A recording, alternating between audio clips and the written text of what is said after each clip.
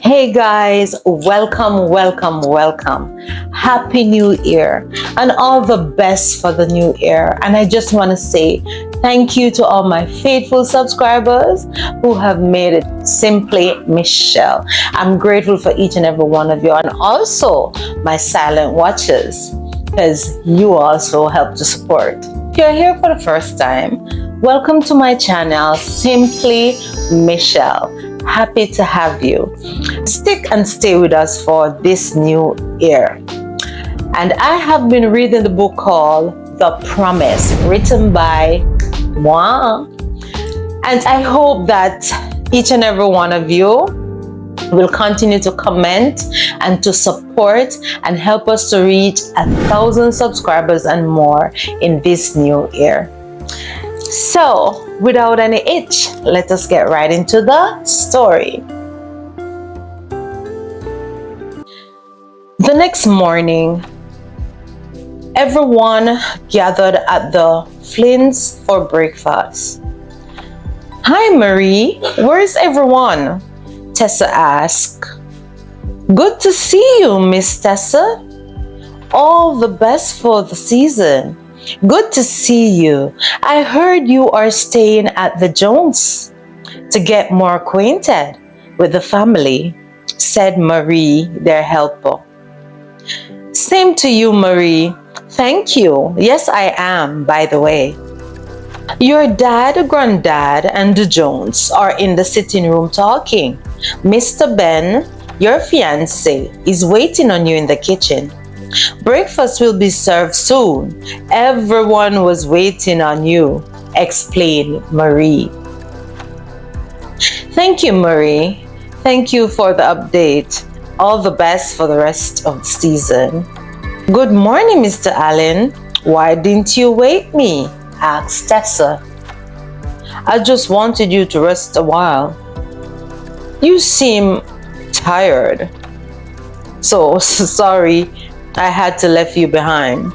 I told you in the note to call me to come and get you as soon as you're ready, explained Ben. Yes, but it was not that far away, so I make do. Now I'm here, she said. Okay, let's go greet the elders, he said. At the breakfast table, everyone sat to eat. Tessa bit into her toast.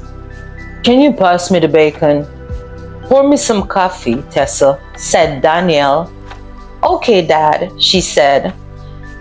Ben buttered his bread in silence. Mr. and Mrs. Jones were talking to each other and attending to each other. Mrs. Jones busied herself setting and cutting Mr. Jones's bacon, then poured some syrup on his pancake. This Hamlet is delicious, exclaimed Mr. Jones. Can you pass me 2 pieces of fried plantain, Tessa? Asked Ben. Thank you. You're welcome, she said. So, Tessa, how are your wedding plans coming along? Asked Granddad Flynn. It's all going well. As you know, the date is February 14th, and it's in Jamaica. Mrs. Jones have a dear friend who is willing. Well, she have offered to let us host the wedding right there at her resort. So I was hoping that both you and Dad will be available a week before the wedding to travel along with us. Mr. and Mrs. Jones and I and Ben to Jamaica to ensure all is well before the wedding day. All the other details are covered. Also, Greg is uninvited to our wedding, explained Tess. Everyone broke out in unison like a mighty choir. We heard. Both Ben and Tessa looked at each other in surprise. How did you know? Asked Tessa. I called him a little before Christmas, and he didn't sound too good, so I probed. And that's when he told me all of what has happened. Of course, I explained to him how wrong he was. I know it's your day, Ben's, of course, but 6 year friendship is a lot of years, my daughter. Are you certain there is no way you can reconcile? Asked Daniel. Tessa frowned. Seriously, Dad? I have forgiven him, but I don't think I can trust Greg anymore. At least, not the way I did before, explained Tessa. I totally understand, my dear child. A man that hid his true feelings for so long for a woman he claims to love is not a real man at all. He has no backbone. He was not a man enough to grab your hands and made you his until he realized he could not have you. He acted out of depression. That's not love but jealousy. Until he comes to terms with his regret and apologize, stay clear of him, expressed Granddad Flynn. Ben and all the men around the table nodded their heads in approval. Now, take Ben for example. He met you once? And he knew you were the one. He fought all along the way. He fought law and logic to ensure you are his. Now, that is love and fire. A man that knows what he wants and stand by it. A man after my own heart. He reminds me so much of myself as a lad. The first time I saw your grandmother, I know she was the one.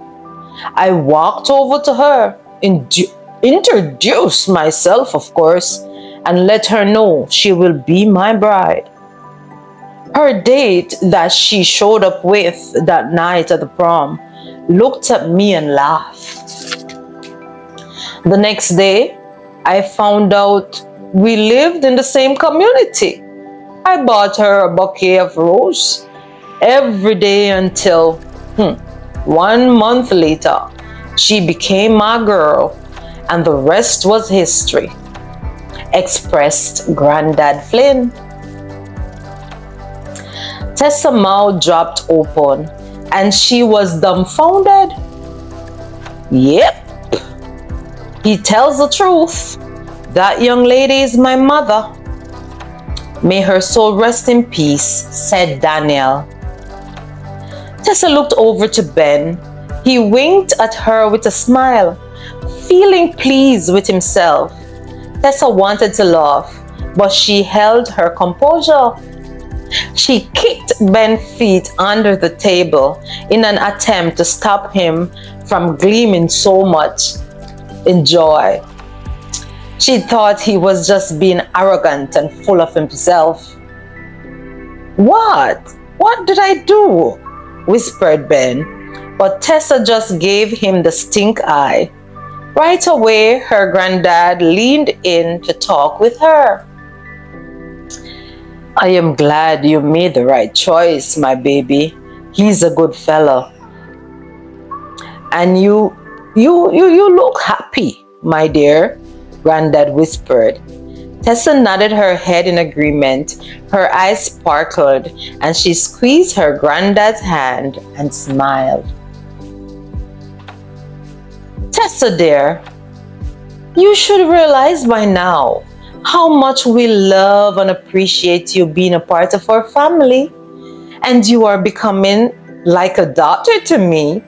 Continue to grow in the Lord, expressed Mrs. Jones, and pat Tessa on the shoulder. Tessa stand to her feet, reached for Mrs. Jones, and hugged her. 20 minutes later, everyone had finished their breakfast and was busy talking. The parents went to the front porch while Tessa took Ben upstairs to show him some old pics of when she was younger. This was me at the country fair when I was 10 years old, explained Tessa. Well, 10 and soon to be 11. I was at that fair, if my memory serves me right, because I had my first crush on a little Miss Wildfire. I was in a dark place that was 4 years losing my parents. I was 11 years old at that time. She had a horse called, what was its name? Wildfire. She won the contest that year, and I never see her again, expressed Ben. Tessa fell silent as Ben spoke. She began to rumble through the stock of pictures. What did you say? They called her that girl you fell in love with? Asked Tessa. Little Miss Wildfire. After her pet horse, said Ben with his face light up like a bulb. So my love, you loved her? Are you getting jealous? Asked Ben. We were only 11, or I think she was 11, or getting there. How come? Asked Tessa, with her eyes filled with seemed like a tip of jealousy. Or is that tears? Yes, I did, my love, but we were only kids. It's nothing for you to be all worked up about. That was 11 years ago, expressed Ben. Tessa gave him the picture she had held in her hands. The air froze as a dead silence fell around them. What? No way, yelled Ben. Tessa nodded her head repeatedly in yes way, she said. Ben jumped to his feet, looking at her from head to toe, examining her, trying to make sense of it all. He straightened his shoulders. His instinct is telling him to hug her, to kiss her, but he knew only too well what the end result would be, so he opted for the second option. Ben lowered his voice, leaned close to her, and whispered in her ear, Now, do you see? We were meant to be together. Surely no one, not even you, can deny it, he said. Tessa stood still, trying to make sense of it all. Ben looked once more at the pic in his hand. Tessa was wearing a red top with blue jeans and a black cowboy shoes with a black cowboy hat to match. Ben stood beside her and Wildfire with a huge champion trophy in his hand. I can't believe you are Benji, said Tessa. Yes, indeed, in the flesh, said Ben and straightened and popped his collar, with a huge grin on his face. You broke my heart that summer, right there. Did you know? I never saw you after that. You and I have a bad habit of not introducing ourselves properly. So we were so close yet so far. And that summer, my dad and I moved away for good.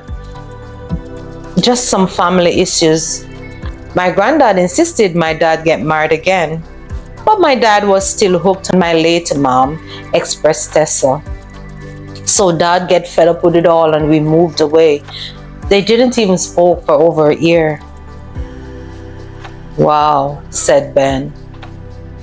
Do you think your folks knew that we know each other? Asked Ben. I think so. With them, anything is possible. They have been pushing us together so aggressively. I think they figured it out by now. And we were the ones left in the dark, waiting for us to figure it out, I guess. Now it all makes sense. Why Granddad flew all the way to Cambridge to ensure that we did the right thing and got engaged. He's very sentimental, in case you haven't noticed, said Tessa. Why do you think it took us this long to find each other? Asked Ben. God's timing, she said. Or definitely God's timing, definitely not man's. Ben nodded in agreement with Tessa. Can I hug you? He asked. You never needed my permission before, she responded. He reached forward and held her for a while. I am sorry for taking so long to find you. However, thank God for a second chance, said Ben. It's more like a third chance, don't you think? Said Tessa, and kissed her on the forehead. So what happened to Wildfire? He lived out his years, answered Tessa. Did you miss me back then? Asked Tessa. Ben looked at her. Yes, I did. That was one of the main reasons I was not interested in having a boyfriend in my teen years. I have always had this feeling that that we would meet again. Then over the years, I kind of lost interest in being with anyone, said Tessa. I must confess, I myself have lost hope.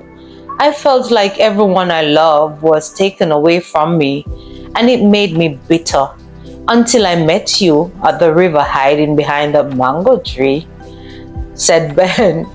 As he continued speaking, there has been something about you that I just felt familiar, said Ben. That is true. I felt the same connection. Now that we do not have to wonder, we know for sure. Oh boy, we have stories to tell our children. Yes, we do, laughed Ben. Can I call you Benji? Tessa asked in a mischievous voice. Only if you don't mind me calling you Wildfire, responded Ben. Never mind. That is a name I have left behind years ago, said Tessa. Keep these pics. One day, we can show our kids. Yes, agreed Tessa. I would love to give birth to a son that will follow in your footsteps, of course. Tessa said, We will, my love. I will ensure we have such pleasure doing so. God's timing, said Ben. Tessa looked at him and smiled, liking the sound of that. Ring! Ring! Tessa's phone began to ring. Hello? Hey, Ash. Thank you. Same to you and family. No problem. Yes, we will be coming. Yeah, coming back tomorrow. Will do.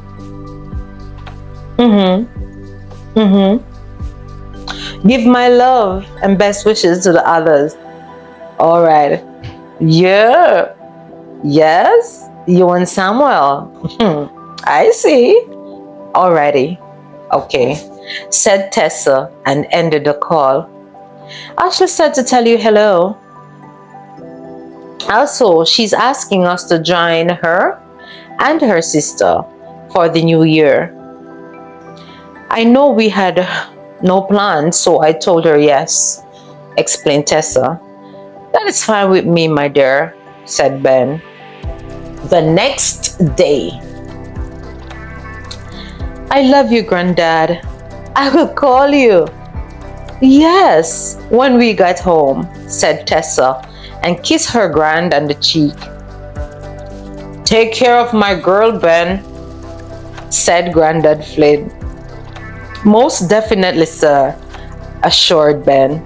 I will call you Auntie as we reach there, I promise. Catch you later, Uncle, he said. He hugged Ben, then pat him on the shoulder. I hate goodbyes, said Mr. Jones. They said their goodbyes, then went their separate ways. Daniel had said his goodbye from the previous day. He had to leave early. The plane ride have left both Ben and Tessa jet-lagged. The Cambridge air was cold and stiff, but it felt good to be home, thought Ben and Tessa. Do you want a cup of tea before you go? Asked Tessa. Thank you. That would be great, he said, and began coughing. Are you okay? I'm fine, said Ben. I was thinking, do you want a sandwich as well? Please, please, said Ben. No problem, responded Tessa. I have been meaning to ask you though. What color tuxedo would you like to wear on our wedding day? I remember you said you wanted a touch of red, asked Tessa. I was thinking wine red tux with black lapel and black vest and black pants with white shirt and black bow tie, expressed Ben. Wow, thought Tessa. Yeah, I like it. It sounds good. And you have a presence, you wear anything well, said Tessa. But I was thinking, how about losing the vest? Because in the tropics, in that time of the year, it may be a little bit warm. Yeah, we'll see, said Ben. Yes, so yeah, as for the ladies, I'm thinking of letting them wear wine red dresses, while the men wear black suits with white shirts. Ah, yes, sounds like a plan to me, said Ben. Okay, that settles it, said Tessa, and handed him the plate with the sandwich and the tea. I'll be back in just a few minutes. I'm going to freshen up, she said, and left the kitchen. 25 minutes later, Ben, called Tessa. Oh my word, you are burning up. She rushed to fetch a bowl of water from the tub and soaked a rag, placing it on his forehead as he laid back in the coach.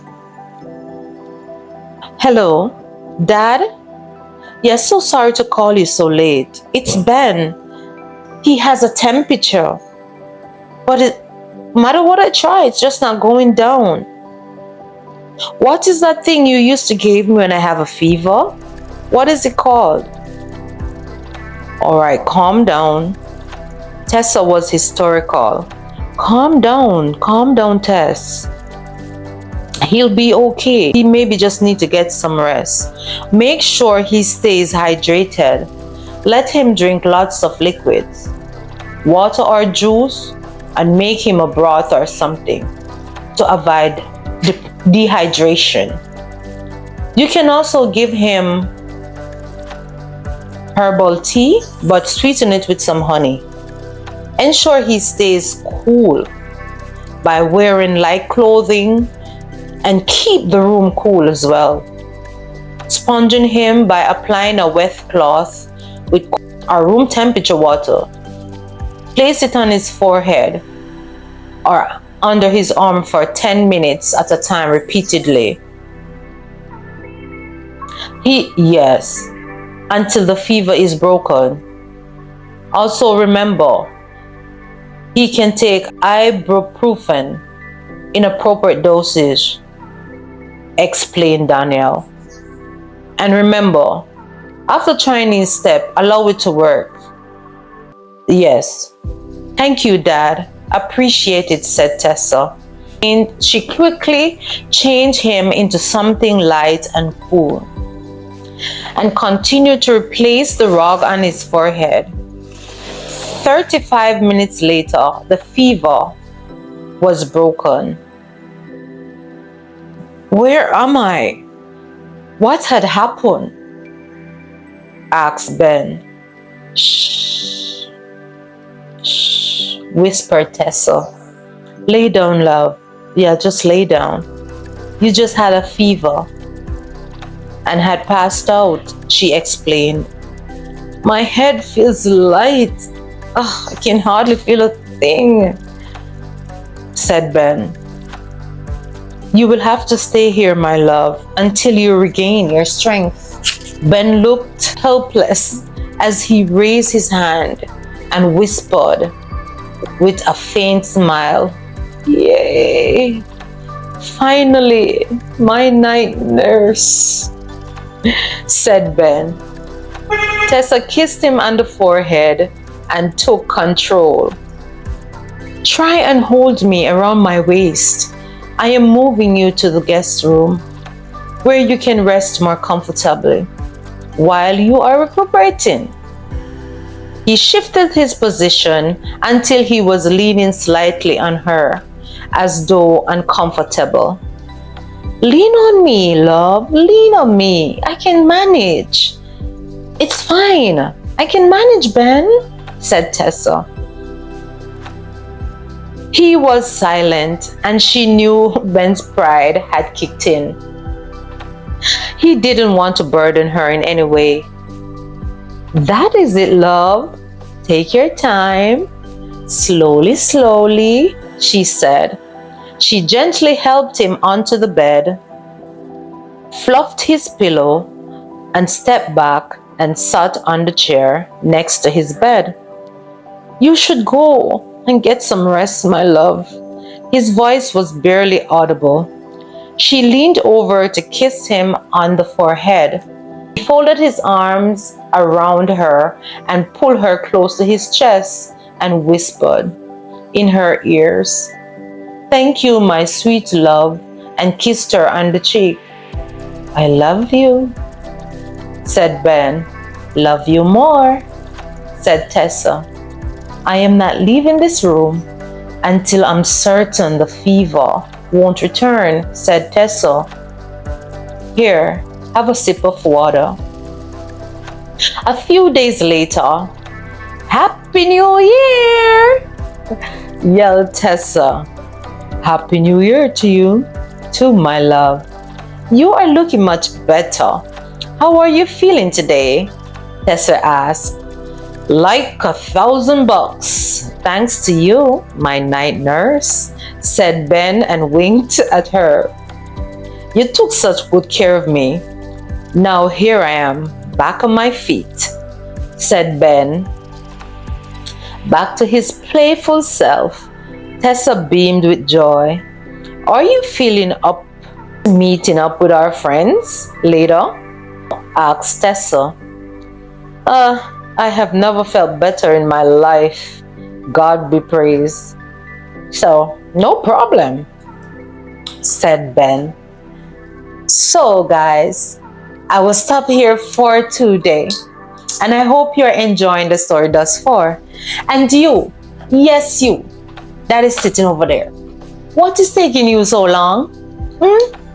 Yes, you have been watching. And you have been enjoying the story thus far. What is hindering you from clicking the subscribe button?